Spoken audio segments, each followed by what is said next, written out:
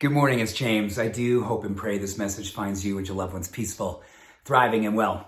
So today, we are going to put our guard down. We're going to open up our heart, and we're going to direct all the love that you and I absolutely dedicate each and every day to putting out in the world, and we're going to bring it back to us just to begin the day with.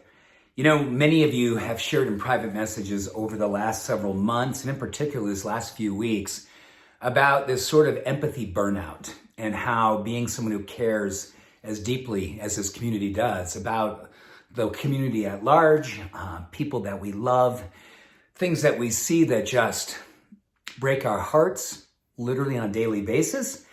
And we're looking for an opportunity to maybe bring some of that empathy in a way that we can sort of rechannel it, revitalize it.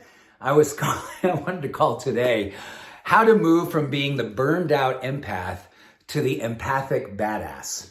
Okay, so if this feels, this feels like what it is that you feel a lot these days, I want to share with you 10 beautiful, science-backed, deeply powerful practices that are really, really all about how to rejuvenate the empathic self so you don't stop caring, but you do not lose yourself in your caring. You dare to care more than ever. So number one, we are going to talk about how it is that when we give our genes the fuel they need to put forth the level of vitality, the chemistry, the compounds, the hormones, and all of the things that happen under the expression of positive gene expression in its relationship to not allowing ourselves to go dark. No matter how much darkness is out there, we still feel light, we still feel loving, and we still feel that we can go out in the world and serve, because that's our superpower, being empaths. I believe that to the core of my being. The first practice is meditation for so many reasons, but one of the greatest ones of all is that it's relationship to discernment. Knowing how meditation gives a level of mindfulness to understand boundaries, and when we cross over them into the places that we don't belong. When we cross over in the place where it becomes unhealthy, when we start to put all of our energy to fixing others or fixing situations that are out of our control, and we can put that firewall there, and we can sort of love from a distance and allow that healing energy to go there without us needing to be there. I know what you know, that I know what you know what I mean.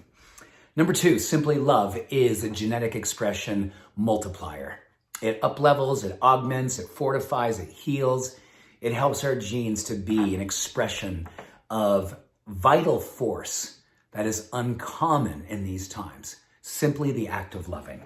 Number three, satisfaction. This word is so deep, and it's the etymology that really touches my heart. It simply means to know that you have taken enough action.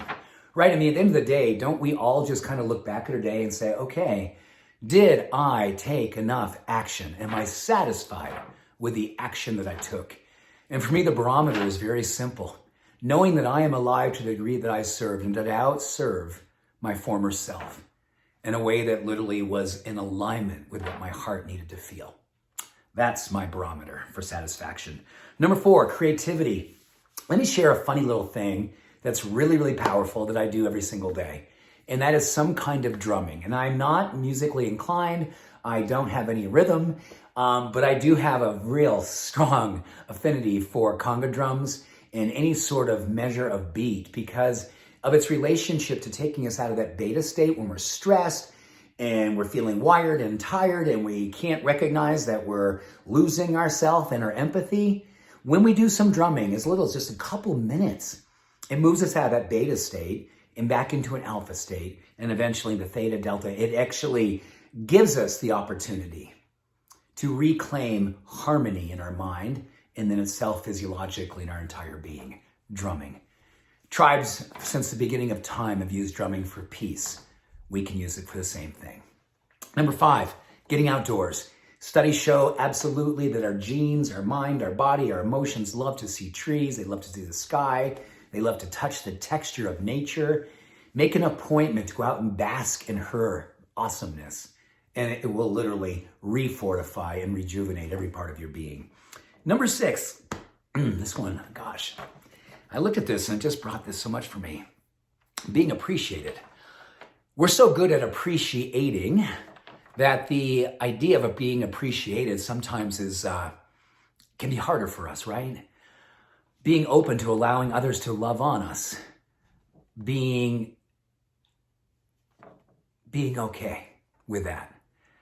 Let us just give ourselves permission to decorate our life with people who literally love on us and appreciate us and see us, that really truly see us. And I want you to know with all of my heart, I'm directing this to you right in this moment. I see you. I see all that you do. And I absolutely want you to know my appreciation for you is boundless.